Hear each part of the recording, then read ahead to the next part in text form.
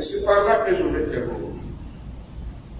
Elle-même a interprété autrement l'article 164. Je parle sous le contrôle des juristes qui sont nombreux dans cette salle. Article 164. Prenez votre constitution.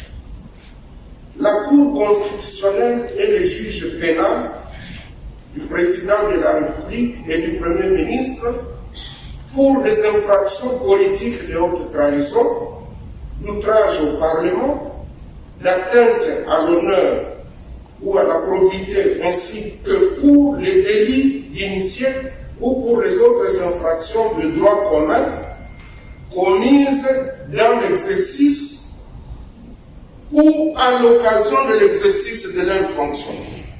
Elle est également compétente pour juger les co-auteurs et complices.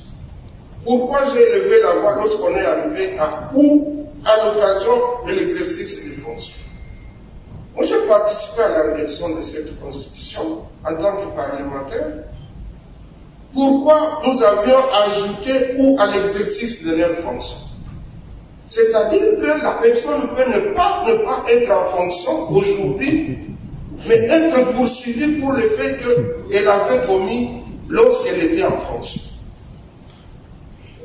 Donc, ici, c'est clair. Vous pouvez être sénateur, vous n'êtes plus Premier ministre, mais les faits que vous avez posés lorsque vous étiez Premier ministre sont justiciables.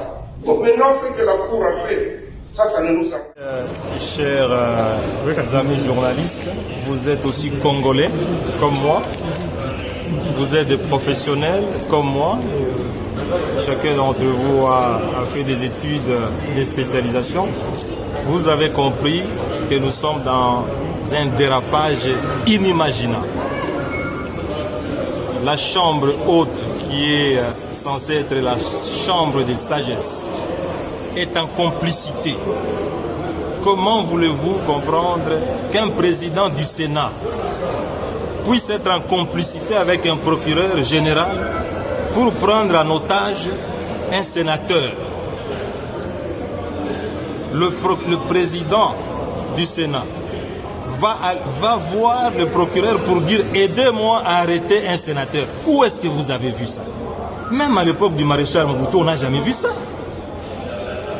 Même à l'époque du maréchal Mobutu, on n'a jamais vu ça. Un président du Sénat se met en complicité avec un procureur pour arrêter un sénateur, un ancien Premier ministre.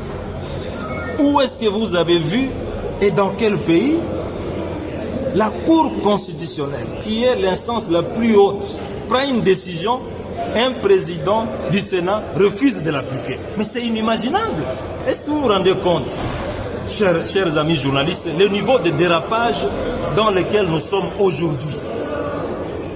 Ce qu'on appelle état de droit, un président du Sénat peut refuser de mettre en application une décision de la haute cour, tout simplement parce que ce que le président cherchait, qu'on puisse condamner M. Matata, n'a pas été appliqué.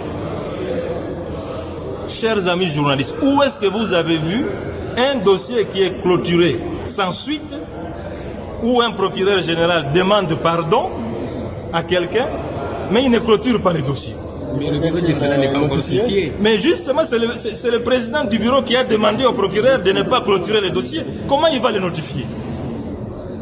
J'ai demandé au président du Sénat, c'est vous qui avez levé mes immunités. C'est vous qui avez reçu la lettre du procureur général. Moi, j'ai vu le procureur général qui m'a dit que M. Matata, votre dossier est vide et nous devons le classer sans suite. Mais il n'a jamais clôturé. Mais demandez-lui qu'il puisse vous dire qu'est-ce qu'il en est. Mais le président du Sénat dit, je ne peux pas lui écrire. Comme c'est lui qui lui a demandé de ne pas lui écrire. Vous comprenez? Qu'il ne peut pas lui écrire. Mais ça, c'est un jeu d'enfant.